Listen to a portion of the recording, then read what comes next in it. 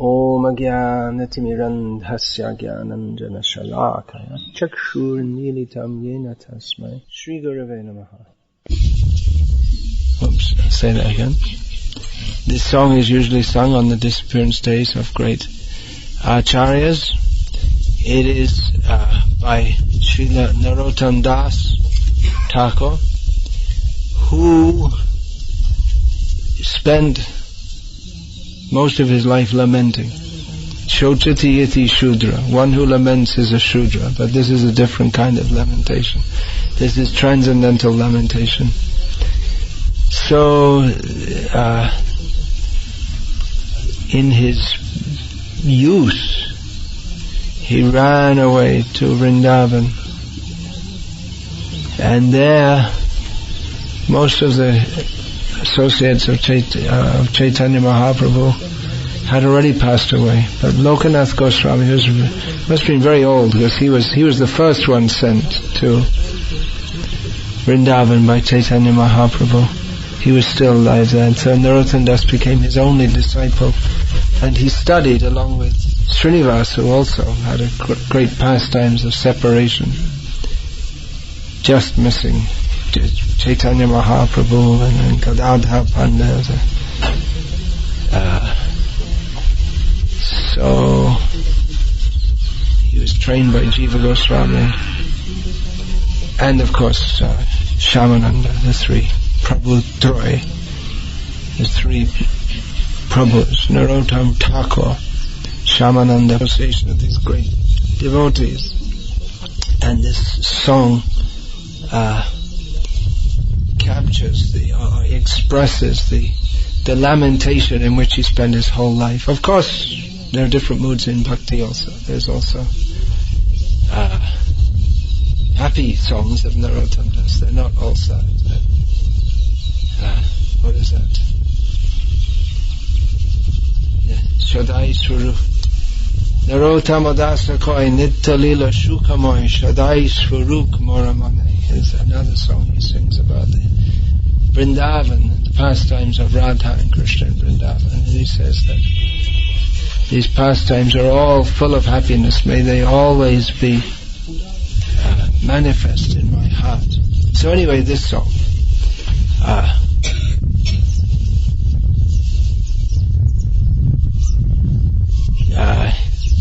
He's referring to Srinivas Acharya. Yeah, Srinivas Acharya. That's the commentator given to him. They're all called Prabhu, all three of them.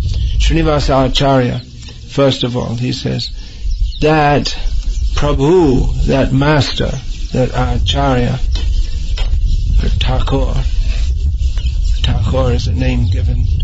Actually, it's a name for God. And Prabhu is also means God, but it's given to great devotees also. So he who brought the treasure of pure love of Krishna, who had much, very great mercy, such a master, where has he gone? Srinivasa Acharya. Then he goes on, where are my Swarup Damodar and Rup Goswami, Sanatan Goswami? Where is Raghunath Das, who is the purifier of the fallen? Where are my Bhatta Juga? That means Raghunath Bhatta and Gopal Bhatta. Where is Krishnadas Kaviraj? All at once, they've all gone with Gaura. Gaura is a nickname, you can say, for Gaura. Gaura and Gaura is a nickname for Chaitanya Mahaprabhu. Nataraj, the king of dances. So I will smash my head against rock, Narottam Das says, and enter into fire, not getting the where will I go to get Gauranga, who is the treasure of all transcendental qualities. not getting the association of those associates with whom Chaitanya Mahaprabhu performed pastimes, Narottam Das weeps. That's how we should feel. We don't. We are the Narottam Das says he will break his head against the rock, and our heart is like rock, just feelingless, hard, cold.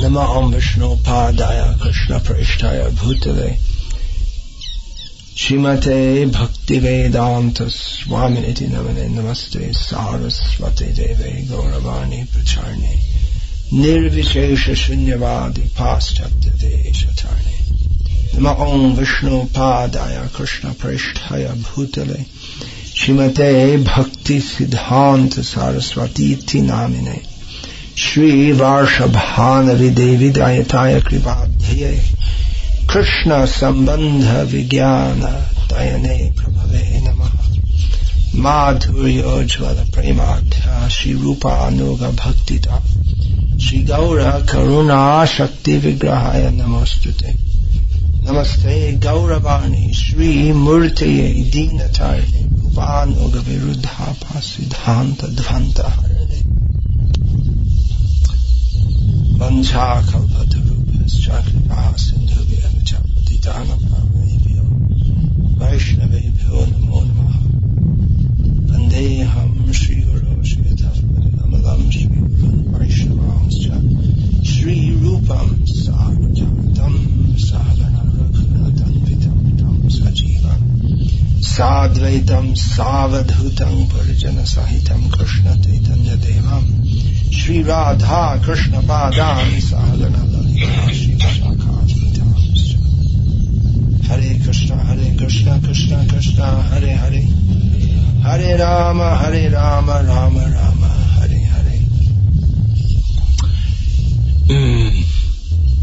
And today is the disappearance day of Srila Bhaktisiddhanta Saraswati Thakur, the anniversary of his departure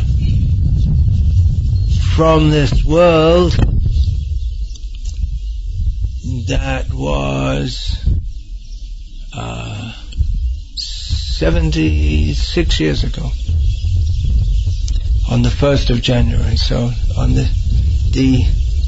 we celebrate such days according to the lunar cum solar calendar, generally called the lunar calendar. Specifically we follow Gaurabda or Chaitanyabda, the year according to the appearance of Chaitanya Mahaprabhu. But that on this year coincides with the date of the Gregorian calendar. It means he disappeared on the 1st of January 1937. Actually, according to the because he left this world in the hours just before dawn, it actually counts as the day before, according to the Gaurabda, because the day, according to Vedic reckoning, begins at sunrise, just at sunrise, whereas in the Western system it begins in the middle of the night. For some reason, known better to Pope Gregory or whoever made this system. It's probably going on before him. It's called the Gregorian calendar, after some pope. Caused a lot of problems, the popes in the history of the world. Anyway, that isn't the subject today.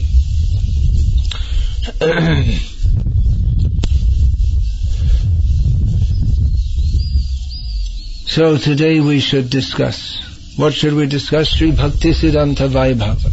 That's the name of a book, or it came out as 3 books because it became too big to print in one book. Set which I was engaged in the service of compiling. The translation of Vaibhava is glory, grandeur, opulence, so we should discuss about this. His Vaibhava is composed of Varni and Vilasa. These are the two main components or divisions. His words, what he says, and his activities. So we are to consider this. He very mercifully appeared in this world and very mercifully disappeared from it also, because it's all Amrita, Varni Vilas Amrita. It's all nectar. So he gives us the opportunity to think of him, and naturally by thinking about him, our consciousness rises above our day-to-day petty affairs, the little things that we're thinking about and talking about and living with. It lifts us, just by thinking about him, we're lifted up to his platform. Although that is his Vaibhav, one of the aspects of his Vaibhav, that he came to this world, though he had nothing intrinsically to do with it. He came to this world and he also got involved in all these, apparently involved in all the pettiness of it. Just like we may be discussing about some devotee, they're not doing so well in devotional life, or it's just some what seemed like very small affairs, very, very much concerned with this world. So he did also. He kept the accounts of the Yoga Pit, and he would have to talk to the pujaris there to try to convince them to stay. No one wanted to stay. I'm talking about this was before the Chaitanya Math was established, and the Yoga Pit temple in Mayapur was one small building in rice fields, hardly accessible, and no one wanted to stay. He would hire pujaris, and they would run away. They would like to run away, one after the other. So, because Srila Bhaktivinoda Thakur instituted the system which was the standard system, that only persons born in Brahmana families should worship the deity. So it's difficult to get. Later he had disciples, and some from Brahmin families also came to join him. So up to now, even though Bhaktisiddhanta Saraswati Thakur, he didn't make any distinction. That if someone came from a Brahmin family, he didn't treat them as if if someone came to join him, he wouldn't treat them as anything different from anyone else from any other family. That Brahmin thread they'd have to get rid of that, and he would give them a Brahmin thread, and that was the sign of real Brahmanism. No, that as Brahmanism as a facet of a subordinate facet to Vaishnavism. But even today, at the Yoga Pit, because Bhaktivinoda Thakur instituted that, those who will worship the deity should be born in a Brahmin family, although it has, in the present age, especially in Bengal, it has very little meaning. Especially in Bengal. I mean, here in South India, you do find Brahmins who are still maintaining their Brahminical culture to quite some extent. But in Bengal, I can't think of any, as I was saying, who are really following.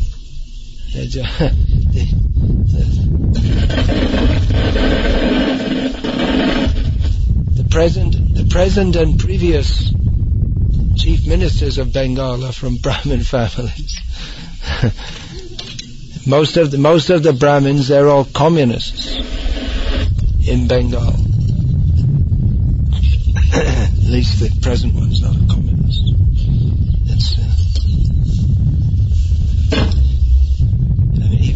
renegade of the Congress Party is better than being a communist. Anyway, we shouldn't discuss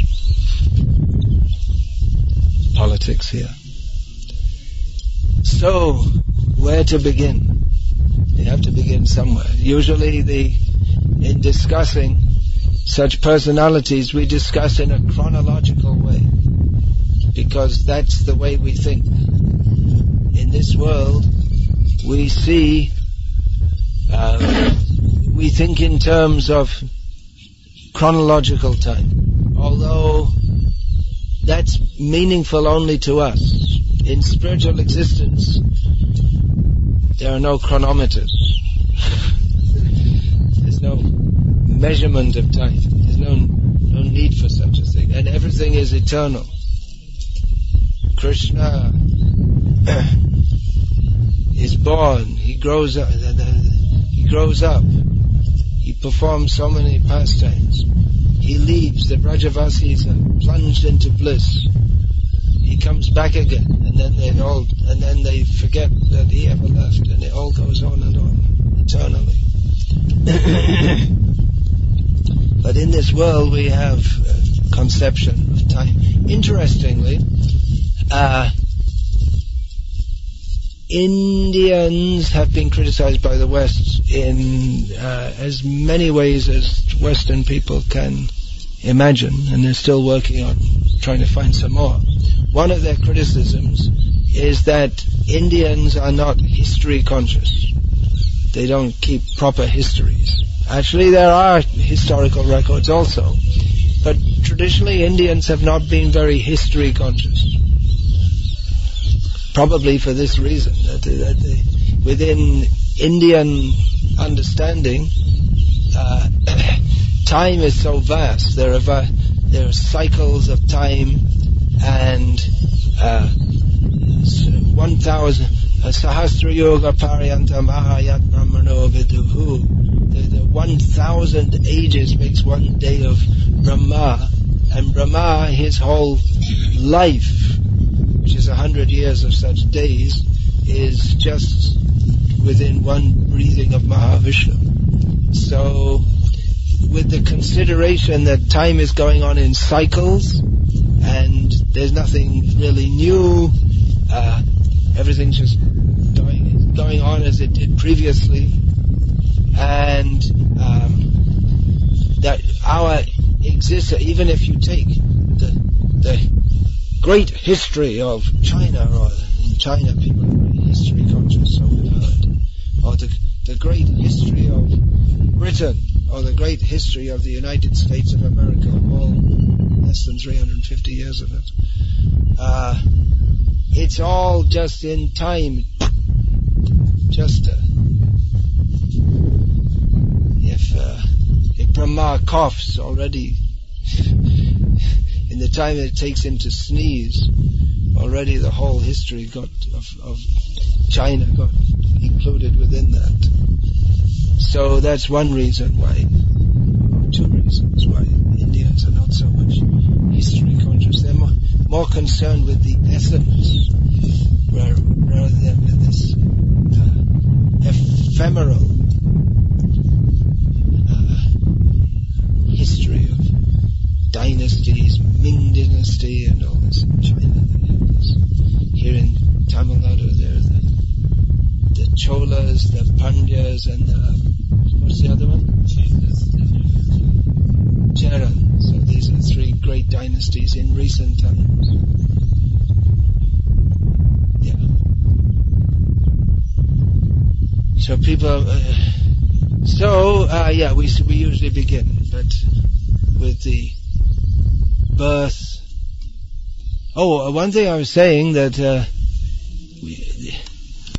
they come down among our petty concerns, and it's a relief to think of them when we see that our very small affairs that last few nights again last night I'm concerned with very small affairs of very small living entities, namely bed bugs. So these are These are my concerns. I'm bedbug conscious. So to think of Srila Bhaktisiddhanta Saraswati Thakur lifts us up to his level of consciousness, and then on a broader scale, my concern is how the Krishna consciousness movement, which is meant for bringing the highest knowledge, activity, experience and love, that's karma, jnana, yoga and bhakti, to the lowest people of Kali Yuga, how it tends to get, despite the appearance of great devotees, it tends to get very quickly taken over by people of a lower level of consciousness. So we see that's a repeated pattern. Bhaktisiddhanta Saraswati Thakur, he preached so vigorously. One reason, we may ask, why is he so heavy? He's the lion guru. In the Acharya Kesari, he's described in Gauriya Math Annals as Acharya Kesari, which got translated in English as Lion Guru and then got translated back as Singha Guru. So, but at least I've never seen him in the writings of the Gauriya Math described as Singha Guru. It's Acharya Kesari, which means the same thing. Kesari means a lion. So he was so lion-like. Why he did that? Well, one reason we can, from our very tiny perspective, we can understand he did so, was to alleviate the distress of Bhaktivinoda Thakur. To fulfill the mission of Bhaktivinoda Thakur and alleviate his distress. Bhaktivinoda Thakur, I don't know if I can find it here in all these books. If I had my laptop, I would. Bhaktivinoda Thakur, you know so well. He was lamenting before his passing away that we preached so strongly, we preached so widely and so nicely, and so many people took it up. Krishna consciousness, pure Krishna consciousness. But then the rogues, the Prakrita Sahajiyas and all these bogus people came, and they took advantage of all this to propagate their bogus doctrines. The newfound enthusiasm for Vaishnavism was appropriated by these people. So Bhaktivinoda Thakur was lamenting. So Bhaktisiddhanta Saraswati Thakur came forward. You got it? Very good. This I can read this.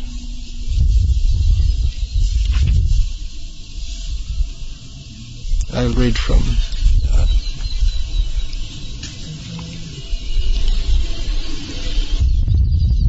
had Srila Bhaktisiddhanta Saraswati not preached and acted as he did, had he not overridden rather than adjusted to certain social requirements, had he not clearly delineated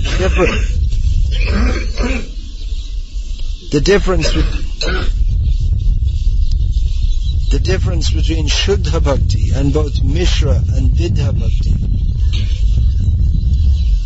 Yeah, you can know what these terms are. Shuddha Bhakti means without any personal desire. Mishra Bhakti means mixed with personal desire. And Vidha Bhakti is similar to Mishra Bhakti, but it's worse. It's a misrepresentation of Bhakti.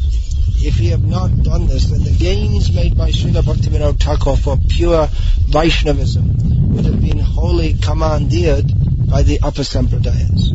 Even in Srila Bhaktivinoda Thakur's presence, various camps of pseudo-Vaishnavas had taken advantage of his lenience and repopularizing of Sri Chaitanya Mahaprabhu's mission. Indeed, his retirement from public life was impelled by the resurgence of the upper sampradayas, as he himself had revealed. It's quite a long quotation. Today we are sitting in a bhajan kutir in Sri Purushottam Kshetra. That's the Bhakti Kuti, which has been now taken over and rebuilt by ISKCON, and famously in Puri among the Gauriya groups converted into a restaurant. They're not happy about that, and rightly so. Why have we abandoned the capital of scholarship, the crowded and busy Calcutta, to escape to this far-off place? Many days ago, when we had just started the publication of Sajjana Toshani, our heart was enlivened with hope. The more an unadulterated Vaishnava Dharma is promoted throughout the world, the more benefit its people would get. We took up our work with such honest intentions. Many learned Goswamis. Oh, that should be capital. Make a note. Many learned Goswamis and Babaji started coming from all different parts of Bengal to offer help. Several learned impersonalists joined us and, captivated by the beauty of Shuddha Bhakti, started manifesting pure Vaishnava behavior. This was the influence of Bhaktivinoda Thakur. There's a great work to be done in the service of Vaishnava Dharma, is to make a similar study. Actually, this is only an overview, this Bhaktisiddhanta, but a similar study of Bhaktivinoda Thakur should be made also. We do have material on him, not so much. Research. It's a big job. It should be done, and then that should be brought out. How Saraswati Krishna Priya, Krishna Bhakti Tar here, Shei Vinode Bhaivav, that how Bhaktisiddhanta Saraswati Thakur is the decoration, the glorification of Bhaktivinoda Thakur, not something different as certain rascals maintain. So the effect of his preaching, the caste Goswamis, Babajis, who are they're Vaishnavas, followers of Chaitanya Mahaprabhu, but they weren't getting the path, and Chaitanya Mahaprabhu gave it to them. Learned people, including impersonalists, they came and took up bhakti, Shuddha Bhakti. On hearing the charming instructions on Vaishnava Dharma, even mundaners were enchanted by Shuddha Bhakti. Those fond of music and song who were previously averse to God now submerge themselves wholeheartedly in the waves of Shuddha Hari Kirtan, continuously rejoicing at their good fortune. In towns and villages, devotional societies were established one after another. It was an amazing effect Bhaktivinoda Thakur had from his preaching. In this way, Shuddha Vaishnava Dharma manifested its glories in the hearts of almost every person in Bengal, astounding and delighting all by its natural splendor and sweetness. Seeing such changes beyond our boldest expectations in the life of Bengal, our enthusiasm in preaching Shuddha Bhakti increased day by day. Unfortunately, at this very point, the times and courses of events suddenly altered. All those false religions that had hidden themselves hither and thither from the powerful rays of Vaishnava Dharma, just as glowworms hide from the rays of the suns, suddenly started crawling out from their hiding places, taking on new forms. Mayavad, the dharma of the asuras that for the time being had sunk into the abyss of forgetfulness, emerged once again in people's conversations and discussions, this time camouflaged by the words of Smriti and having taken refuge on the boat of Brahmana scholars' logic. Following them, Mayavad's accomplices, the yogis, appeared both in this country and abroad, causing confusion in the entire religious domain. From the other side, sensualists began causing harm to the world by taking the form of varied pseudo-religious groups such as sahajas, bowels, and the like.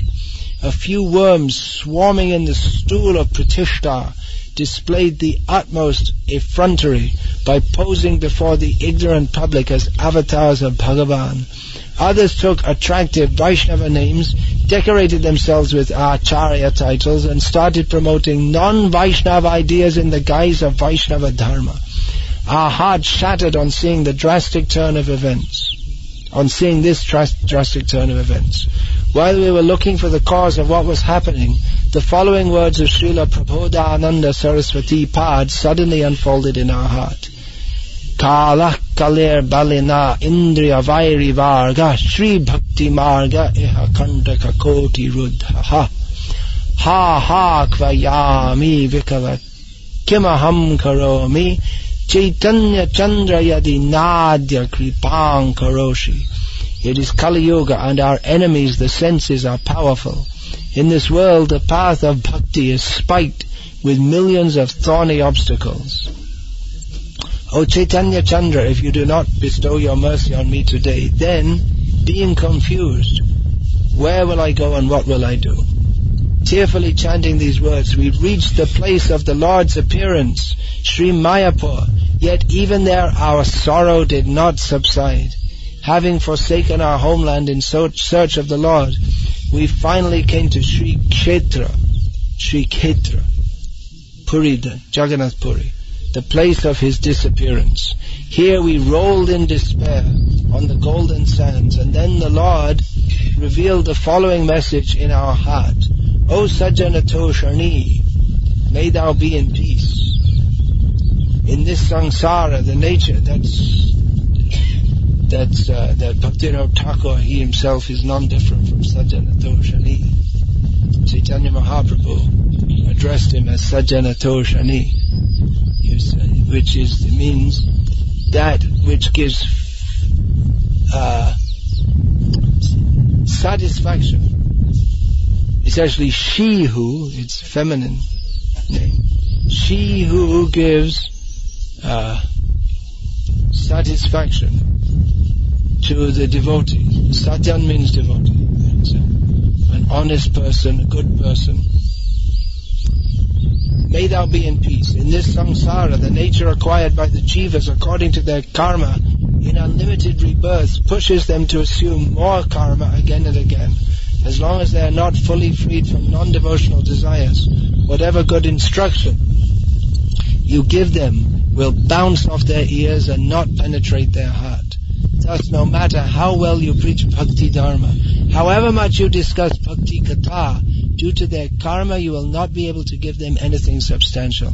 Hence, nothing will come of all your speeches and discourses. Now hear my command. Stay in the place where after burying my beloved Haridas I performed loud kirtan. Reside here and pray for the welfare of the burdened souls by constantly chanting the glories of Sri Nama. Hearing these glories will bring them the sukriti that will give them confidence in the power of the name. This in turn will bless them with faith in Shuddha Bhakti, birth after birth. In obedience to the order of Sri Krishna Chaitanya, the Lord of our heart, here we set up a bhajan kutia, where the heaving waves wash onto the seashore. So, why did I read all that when it's all Bhaktivinoda Thakur? Well, in this regard we can cite the one anecdote which Srila Prabhupada sometimes he told. There was a book called Shah Jahan, and the whole story was about Aurangzeb.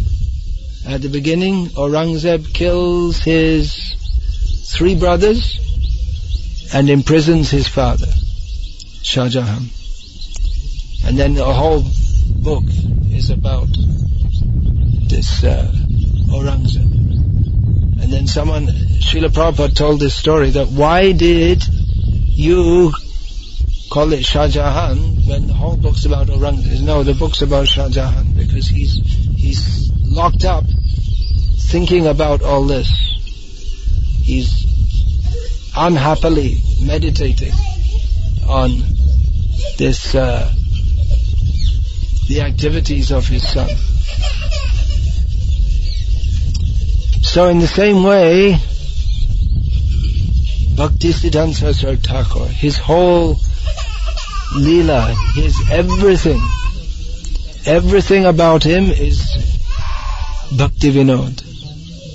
Everything he did was on the order of Bhakti Vinod.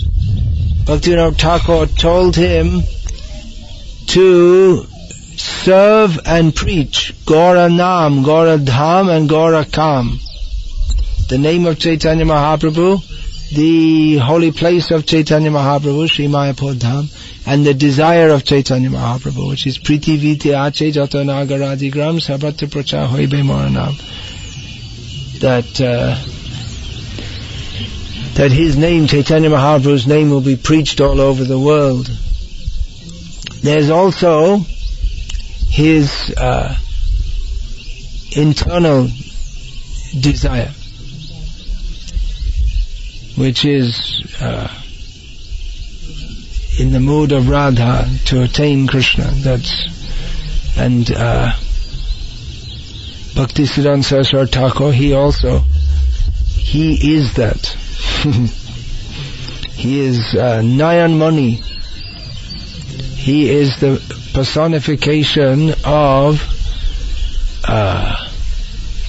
Krishna's looking, or Radha's seeing Krishna. So these are all very esoteric matters. So he was serving all these, Gaura Nam, Gaura Dham, Gaura Kam. And really, if you see his whole activity, that's what he did. He preached Bhaktisiddhanta. He is Bhaktisiddhanta. He preached this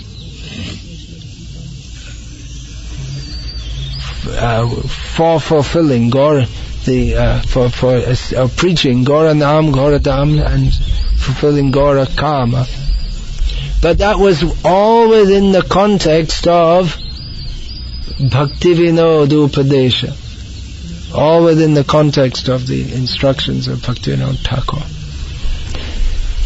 So, one of the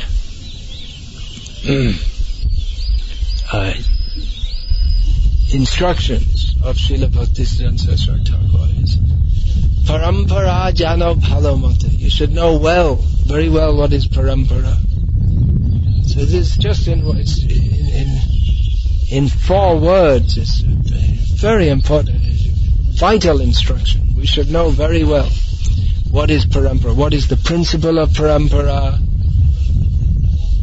What are the teachings of our Parampara? Who are the acharyas and what role have they played within this prapancha, this material world?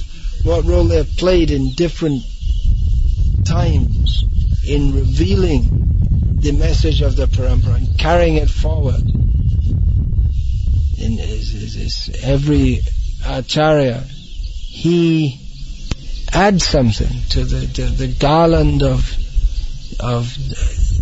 around Chaitanya Mahaprabhu. They add some more flowers in the forms of their teachings and activities and the jivas who they bring to Krishna. So we should know very well. It's a great subject. What is the Gauriya Parampara? What are the teachings? The teachings are Bhaktisiddhanta. Those are the teachings.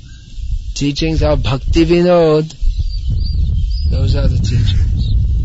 So, the happiness of bhakti. These are all non-different. There's no Bhakti Vinod without Bhaktisiddhanta. There's no Bhaktisiddhanta without Bhakti Vinod. Bhakti Vedanta again is Bhaktisiddhanta again, but that's emphasizing that this is Bhakti Vedanta. That emphasizes that Vedanta is not the property of the impersonalists. and that bhakti is not some empty sentiment. So Bhakti Vinod and Bhaktisiddhanta, they're inseparable. One does not exist without the other. So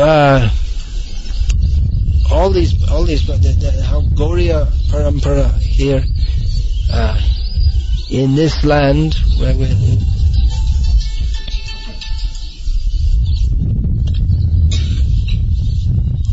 where we are presently situated, the Ramanuja Parampara has been very prominent. Although practically in a short time, with the small efforts of our preachers here, practically the ISKCON is better known than the Ramanuja Sampradaya here. But we don't want to say that in a competitive way, because we worship the lotus feet of Sri Ramanuja and all his followers. But unfortunately their teachings and activities have become eclipsed by the agents of Kali. And even those who are supposed to be the followers of Ramanuja, many of them, they don't know what are the teachings of Ramanuja. Many of them, they've been worshipping Sai Baba and all this, and very, very bad situation. After so many generations, such an honorable, respectable parampara.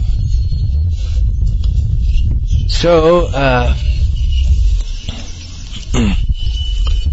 our parampara, that also we have to know, to properly know what is Gauriya Parampara, we have to know also what are all the other paramparas. We should know then what is Shankara Parampara, Ramanuja, Madhva. These three generally these three are considered the Vedanta,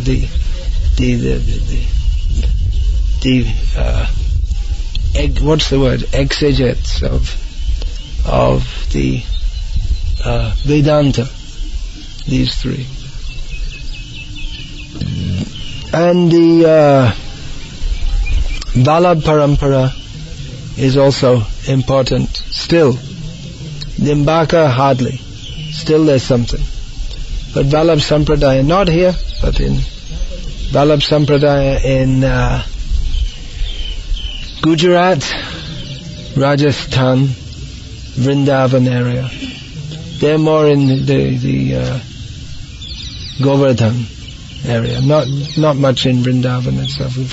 Well, throughout the Rajamandal, Gokul, they have like this. So we should know in how our sampradaya, how is the fulfillment of all in teachings, in practice, in bhakti, how the Gauriya Parampara is the fulfillment of all that. So Srila Bhaktisiddhanta Saraswati Thakur, he had a very great vision to establish all of this.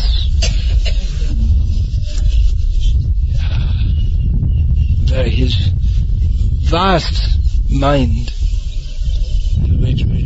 on every aspect of Vaishnavism, his mind was constantly thinking how to establish all these in the world.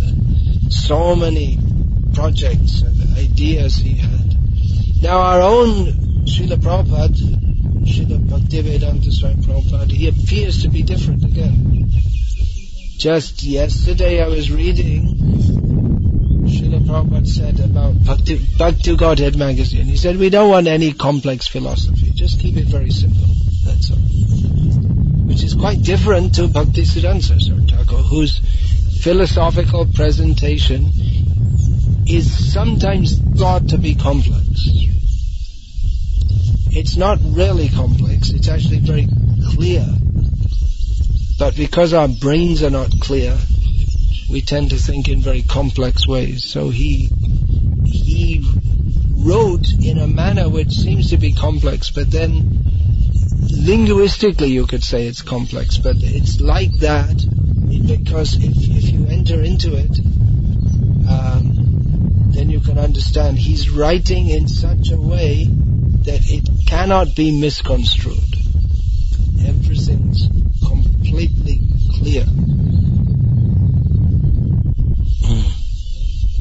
Whereas if you write in a more vague manner, it may be more, it's going to be misinterpreted.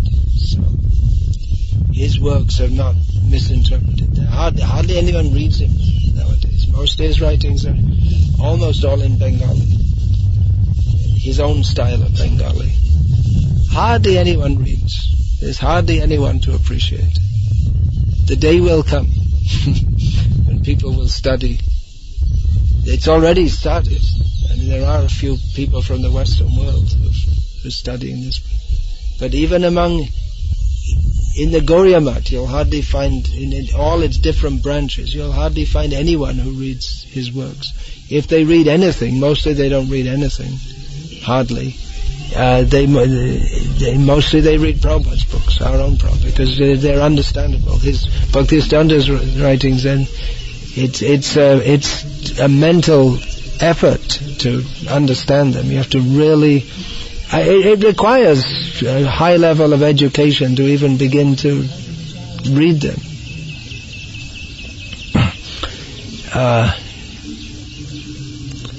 So most people are lazy. Intellectually also. So Srila Prabhupada he said to make everything simple. Why? Because who's going to understand all these things? Once, I believe it was in Tirupati, as far as I remember, one scholar came to him and said, I've studied, he listed all the things he studied, and said, I'd like to teach your disciples this. And Prabhupada said, yeah, there's no point, because they won't follow it all. For a start, you won't find anyone who's interested. And another thing, they won't follow it all. We're going to talk about so many things. There's some of that is in Srila Prabhupada's Chaitanya Charitamrita commentary, which is translated from Bhaktisiddhanta Saraswati Thakur's commentary, in which, because Chaitanya Mahaprabhu, it's mentioned there how there's a discussion of Vivartavad and Pratibhimbavad and all these different things. Shakti Parinamvad and all these things. So there's just some discussion of that. It's the most difficult part in all of Prabhupada's books, probably. But mostly people, they can't follow all of this. And that's maybe one of the reasons why Hinduism is such a mess nowadays. Yesterday I was looking for something. I was trying to find the source of the Ajnanatimirandhasya verse on the internet, because it's clearly it's not a specifically Vaishnava verse.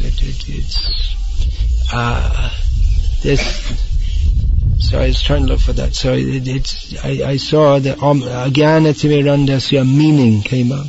So I looked and there's a site, Spiritual India, and the Spiritual India site is adorned with pictures of Shirdi Sai Baba, Spiritual India. And then they had all these verses, Guru Stotram, but I don't know, were they from Shivananda Divine Life Ashram Society. And I don't know whether it doesn't say what the source of it. People don't even think of such things nowadays. Just even to have a Guru Stotram, something in Sanskrit, is something highly advanced. So, one reason why that Hinduism has become such a mess, and there's all this Sai Baba, how could it become so popular? Well, one reason is because there's no study of philosophy, hardly. I mean, there are a few. I mean, still as a matter of upholding their tradition, that the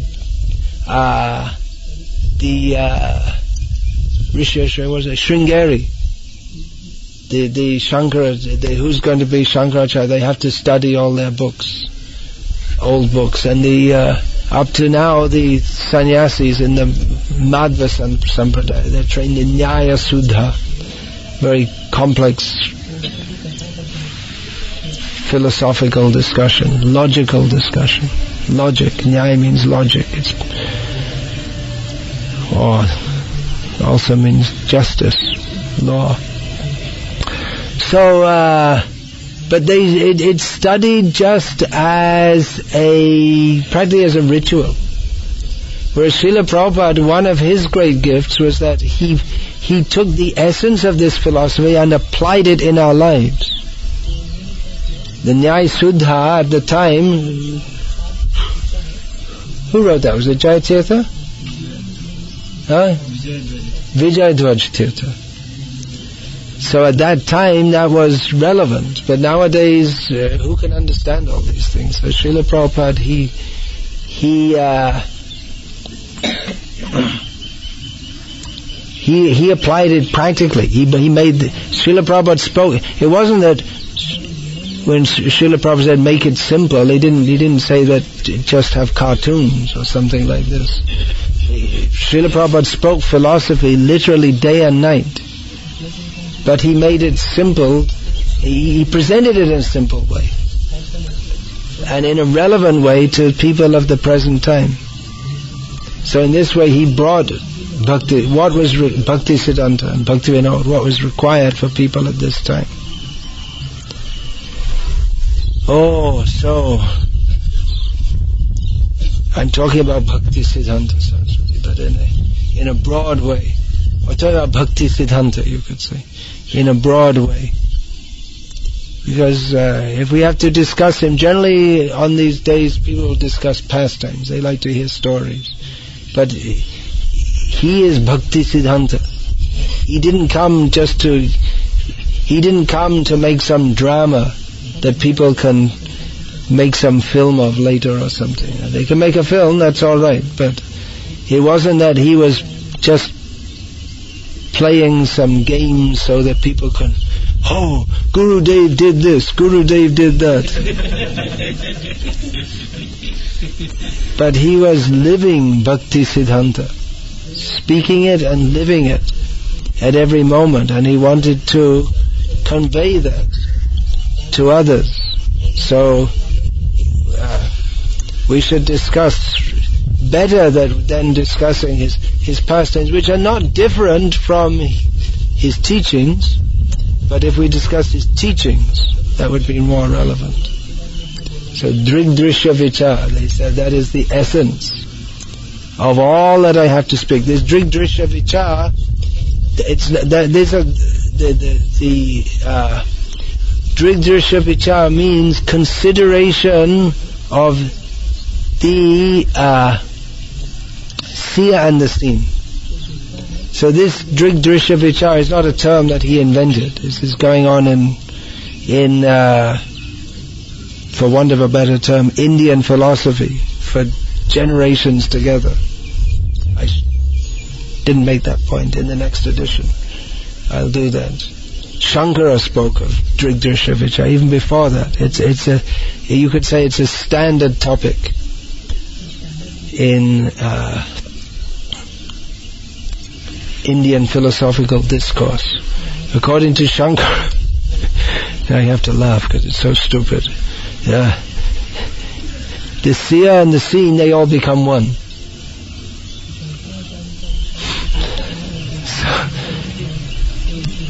But in Bhaktisiddhanta Saraswati Thakur's dialectic,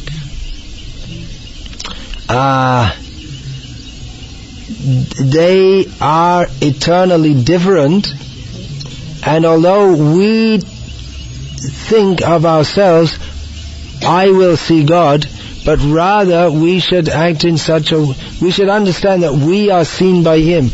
We are relative, He is absolute. We depend on His existence. Not that He depends on our existence. So he said, this is the essence of all my teachings. And it's quoted by a reliable source, which I didn't write in the book, and I also made a note that I didn't write in the book, that he said that who except Vasudeva has understood this? Ananta Vasudeva. Not put in because of Ananta Vasudev's later history, which is quite extraordinary. What's that? Yeah, but I didn't write that in the text, but why I didn't write it in the text is in a footnote.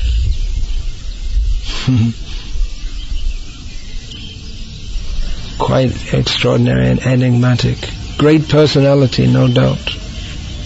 All these. I mean, well, one of his Vaibhavs, which is one section of the book of Bhaktisiddhanta Saraswati Thakur, is his followers. It's really quite amazing. The personalities he gathered around himself and what he gave to them and how he developed them. Now our own Srila Prabhupada, he would sometimes criticize them. But my understanding of this is that Srila Prabhupada's criticizing them, then we can understand what is Srila Prabhupada's position. That he's criticizing them for not preaching as vigorously as he did. But they're all very great personalities. We shouldn't think, well, Prabhupada's criticizing them, therefore they're all rubbish and useless. But rather, how bold is Prabhupada to criticize them, because being such great personalities. Yeah. So is it true what Prabhupada said in criticism? Yeah, from one perspective it's true. And from another perspective, we can hear such things and not think that they're all useless. In one sense it's true. I mean, Radha also criticizes Krishna. Is it true? Well, in one sense it's true. If you're on the level of Radha, you can do that. We can't say that what she's saying is not true, but it's probably best not for us to try to repeat that. So I hope the time can come when we can properly appreciate the disciples of Bhaktisiddhanta Saraswati Thakur. It's difficult to do so because of institutional political considerations which continue. Oh, and that's one point. Again, I'm going here and there. This is what's called this so-called lecture is going on according to, what's that called? Manduka Gati Nyai. The way a frog jumps here and there with no particular, it often doesn't appear to have any particular, where's it going? It'll jump, a big jump this way and then a short jump another way and like this. So that's one point I wanted to make, that Bhaktivinoda Thakur was lamented. Bhaktisiddhanta Saraswati Thakur also said that I'm leaving this world, or it was said about him that he left this world. Srila Prabhupada said about him that he left early, being disappointed with his neophyte disciples. He himself said, that I would stay in this world for 10 years more, but now I'm going early. He passed away at a fairly young age, you could say. Not that his body is material. Srila Prabhupada, of course, the circumstances in which he departed are the subject of some controversy, which will probably go on. But it's generally accepted that he left the world not in disgust at his disciples, but a similar situation has arisen. Now this is getting more controversial. That just like Bhaktivinoda Thakur had preached so vigorously and brought in pure devotion, but then it got taken over. The pure devotion got restated or appropriated by mundane people in the guise of Vaishnavas. So we see that increasingly, we find ourselves in a similar situation. That preaching pure devotion, but it's getting mixed up with or subordinated to mundane welfare work, impersonalism, self-promotion, self-interest. All these things are going on. The two main functions of ISKCON are to feed hungry people and to help people get free from the anxiety of modern life. It's right there on a website run by ISKCON Pune. So the same, it seems like a pattern that great acharyas come and then their followers have a better idea. I know all this pure devotion, it's too much, people can't appreciate it, so for the sake of preaching, let's feed the hungry, and then people will appreciate it, and then we can speak to them about, and if they appreciate us, that's good, and then we can speak to them about pure devotion. The idea becomes like that, but then the feeding the poor goes on, and the pure devotion gets left somewhere behind. We forgot about it. We got so busy feeding the poor and having photos with prominent people, and we're so careful to make sure that everything we say they like it, that we don't say anything about pure devotion. They don't like it, and this is the problem. And then preaching becomes collecting. We find that in much of ISKCON India today. Someone's called a preacher, it means they go out and bring money. It's called preaching. And the other idea of preaching is that you have a photo taken with some prominent meat eater, or like Dalai Lama or someone like that. And that's called preaching. And interfaith, of course. You meet with various denominations and you discuss with each other how nice everyone is, and that's it. So these things are going on. Actually, I was hopeful that by publication of this book, Bhaktisiddhanta Vaibhav, in which the message of pure devotion is so robustly presented, because if we're going to write about Bhaktisiddhanta Saraswati Thakur, then it has to be strong. And people like to read different books, so I thought they'll read this book. They already read Prabhupada's books. That was a long time ago. We already read that. So we're reading all different books, so they might get it. It's everything's so clear from this book that how compromise and great translation going on there. What's the word? But if you say it in, yeah, they won't understand that in Bengali. You may more like to understand compromise. Maybe they understand Hindi also. What's the Bengali word? I can't think of it just now.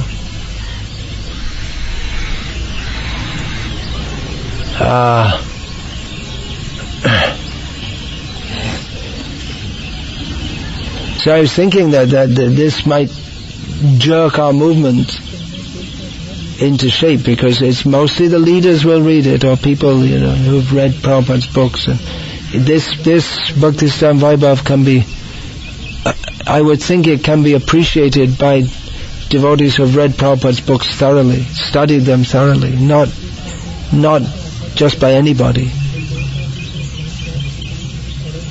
So I was hoping it might have some effect, but no effect. No sign of any effect. Our movement is becoming compromised more and more and more in so many ways, in practically every way. So anyway, at least here and in a few places we can try to keep the Bhaktisiddhanta alive. One very prominent feature of Srila Bhaktisiddhanta Saraswati Thakur is his gravity and profoundness. Srila Prabhupada taught in a very different way, or conducted his mission in a different way. Not that Srila Prabhupada wasn't grave, but I often give this as my perspective, that Srila Bhaktisiddhanta Saraswati Thakur was, as Srila Prabhupada said, a Vaikuntha man. He was very clearly from the spiritual world, and his whole way of teaching was come up. He spoke down to others, come up. Now Srila Prabhupada, he was also very clearly from the spiritual world, and he spoke as an acharya, no doubt. But he would also be with his disciples and with others as if he was one of them. Definitely when he was speaking from the Vyasa-san, he would speak as an acharya. He would take the role of a teacher. Not just a teacher, but an absolute authority. That is how an acharya teaches. But Srila Prabhupada would also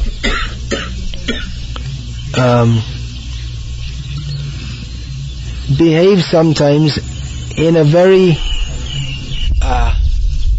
ordinary, not mundane, but in a friendly way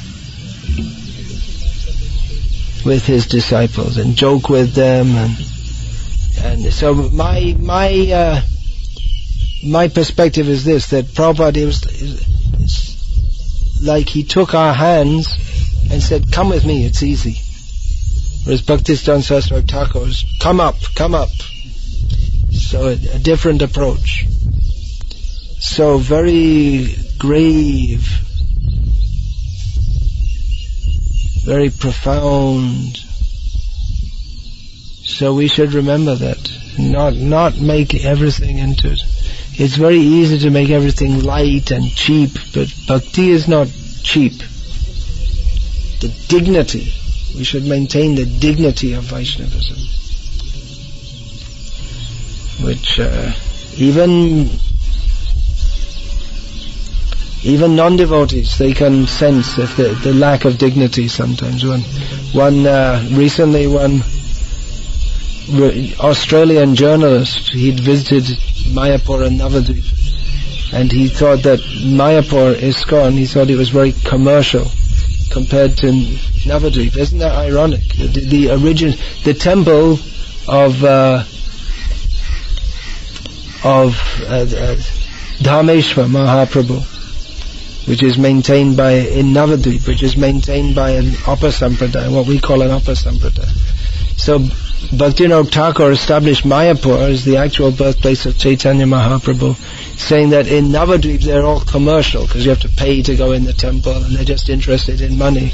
But now a reporter came from the Sydney Herald or something like this, and he says, that's his observation, that Mayapur is very commercial, whereas the temple over in Navadvip, it's just quiet and calm. So we have to be careful. And Mayapur also, at the Chaitanya Mat, they call the ISKCON temple in Mayapur the tourist mandir. Of course, they'll always criticize everything we do, and they're also happy. They're getting so many more visitors because of ISKCON. Otherwise, when I first went to Mayapur in 1976, it was empty practically. There's hardly anyone coming to the Gauriya Mats. On Gaur Purnima, people would come. But so many people come throughout the year now because of ISKCON. But actually, Prabhupada, he said to develop the Varnashram city, not just guest houses. So that's a fact. And you see chow mein, pizza, and all this kind of thing. It doesn't look good. It doesn't look good. So, how we should maintain the spirit and gravity and purity of what our acharyas have given us. Not make it cheap. Mantra rock dance and all this kind of thing.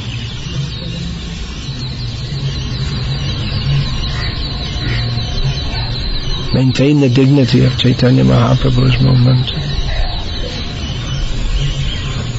Cartoon Krishna.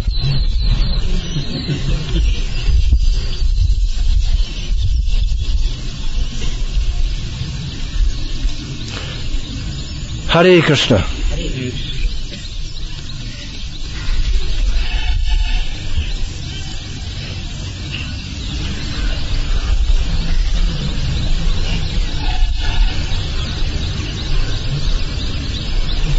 Here's a quote.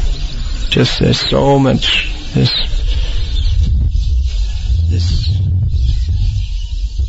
how many pages total? More than 1,500? No, not so many. 600. 3 books? No, this one book is 500. So it's about 1,600 pages total. It's very rich, The whole book is very rich. You can open anywhere and find substance. So I'm just reading. Bhaktivinoda Thakur had written, within the Gauriya Sampradaya, an abundant crop of evils has sprung up during the last 400 years. The first and foremost duty of an acharya is to completely uproot those evils. Some person imbued with the power of God will again establish true Varnashram Dharma in accordance with the divine dispensation.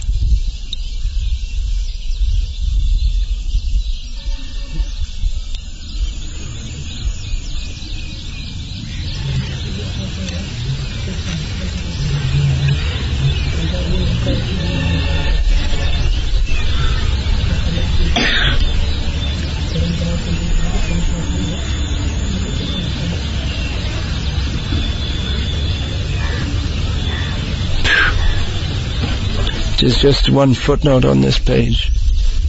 For an in-depth analysis of how Srila Bhaktisiddhanta Saraswati fulfilled Srila Bhaktivinoda Thakur's Manobhishta, his heart's desire, see Sri Bhaktivinoda Manobhishta, O Srila Prabhupada. It's an article from the Gauriya.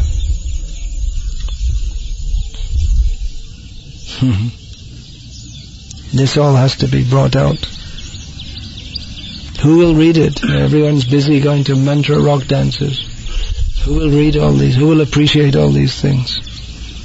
Someone. If someone appreciates, if one person even appreciates, then the task is fulfilled.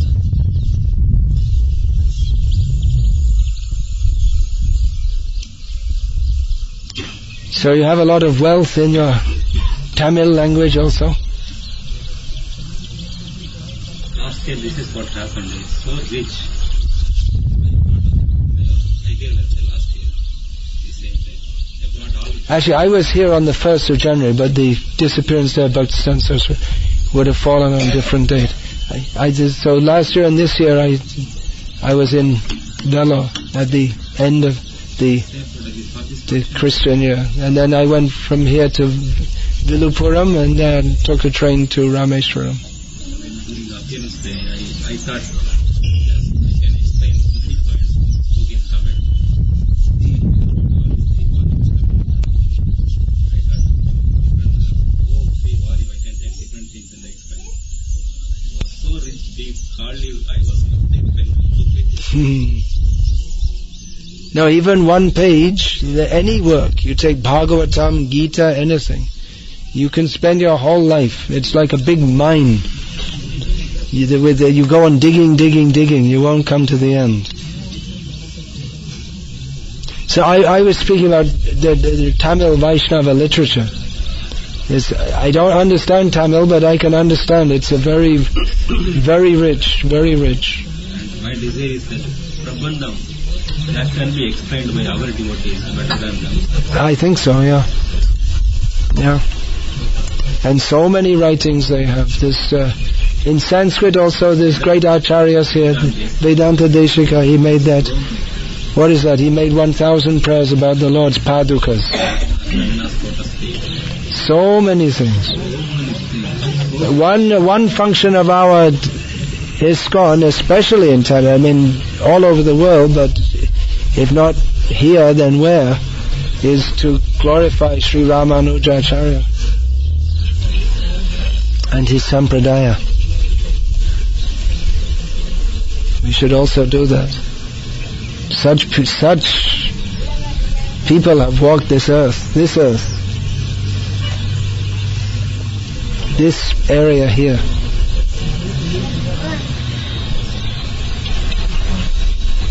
Chaitanya Mahaprabhu came here.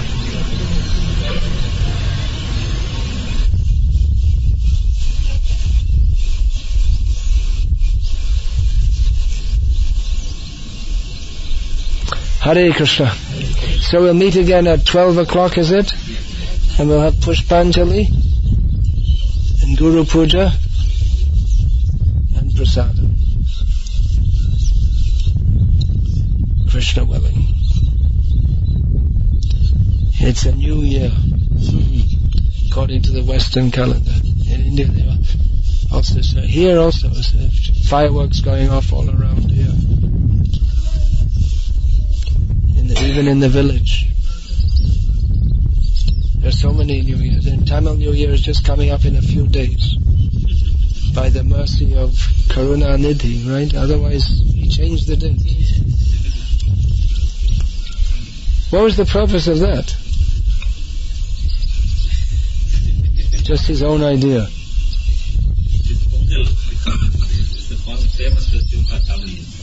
So he made the beginning of Ukraine. Yeah. New Year comes from May.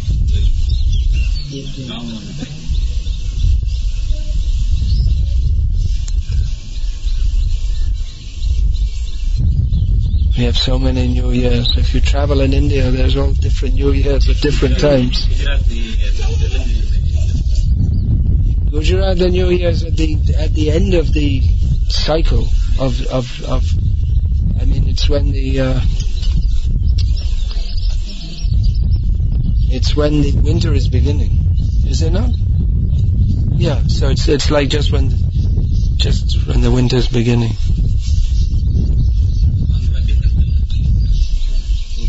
They have Uttarayanam also, isn't it? As their New Year. Then in Bengal it's Pahila Boishak, which means it's already hot. Already the heating up is well underway.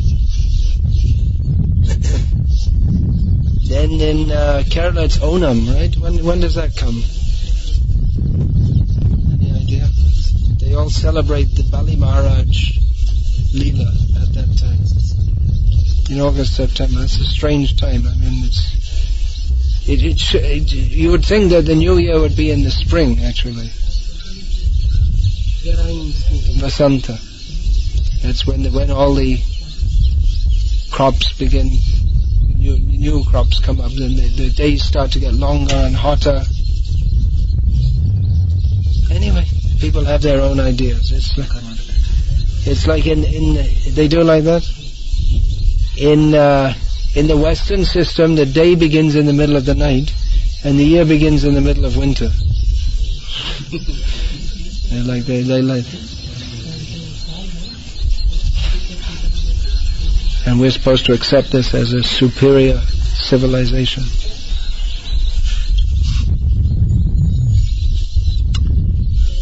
Alright, Hare Krishna, Srila Bhaktisiddhanta Saraswati Goswami Maharaj Prabhupada Ki Jai. His Divine Grace Srila Prabhupada, who gave us all these acharyas, Ki Jai.